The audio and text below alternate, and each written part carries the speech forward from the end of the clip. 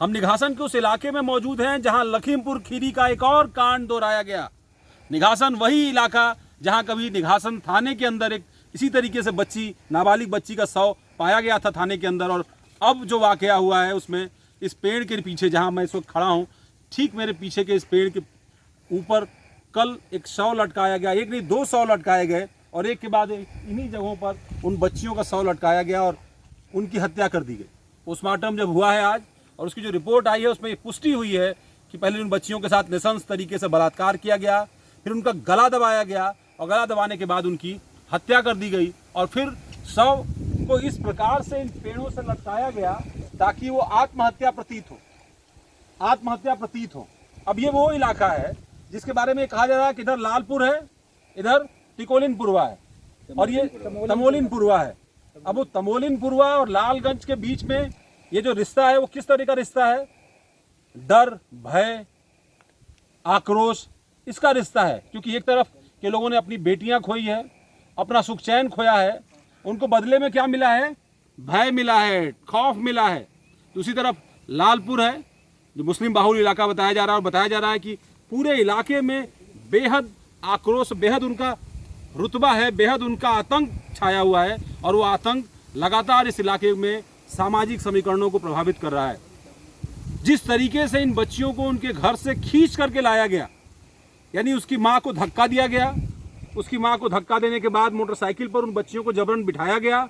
14 साल और 16 साल की वो बच्चियाँ थीं। उन्हें अपने मोटरसाइकिल पर बिठाकर इन्हीं गन्ने के खेतों से होते हुए उनको लाया गया इस जगह पर, उनके साथ बलात्कार किया गया और फिर मेरे पीछे जो पेड़ है इस पेड़ पर लटका दिया गया। हालांकि अब वो पुलिस की हिरासत में है, लेकिन जिस तरीके से लखीमपुर पुलिस ने शुरुआती दौर में उन परिवारों के साथ व्यवहार किया वो भी अपने आप में कई सारे सवाल खड़े करता है।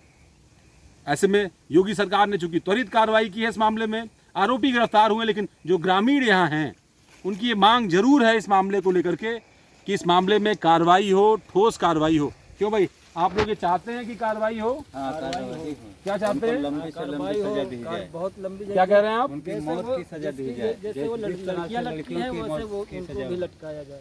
आप ये चाहते हैं कि उनको फांसी हो? हाँ, फांसी हो उनको। तो इनकी मांग ये है कि इन बच्चियों को जिस तरीके से इस पेड़ से, ऐसे पेड़ से टांगा गया, वैसे ही कभी उनको फांसी पर की सजा दी जाए और ऐसे ही किसी तख्ते पर उनको लटका दिया जाए। तब शायद जाकर के ये आतंक थोड़ा कम होगा और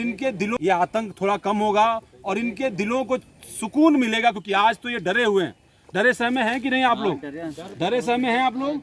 अपनी बच्चियों को घर भेजने में, स्कूल भेजने में, खेत में निगासन स्कूल पड़ता है और निगासन के बीच में लालपुर पड़ता है। निगासन जाने में तो वहाँ निगासन आने जाने में बहुत दिक्कत है। जो यहद का रेप करेंगे तो हमारी लड़कियाँ बिटियाँ कैसे पढ़े जाएंगी हैं?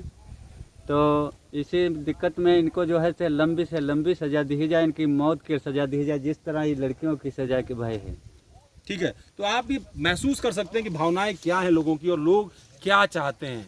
परिवार जरूर मुआवजा चाहता है, परिवार जरूर नौकरी चाहता है, एक सोशल सिक्योरिटी चाहता है, लेकिन उससे पहले, उससे ज़्यादा जो जरूरी चीज़ है वो है इस खौफ से मुक्ति चाहता है, इस आतंक से मुक्ति चाहता है। क्योंकि वो आतंक इन खेतों में भी व्याप्त है, इन इलाके की फिजाओं में भी व्याप्त है और उससे शायद निकलना सबसे पहली जरूरत है। सरकार की भी जिम्मेदारी है कि वो इससे लोगों को बाहर निकाले।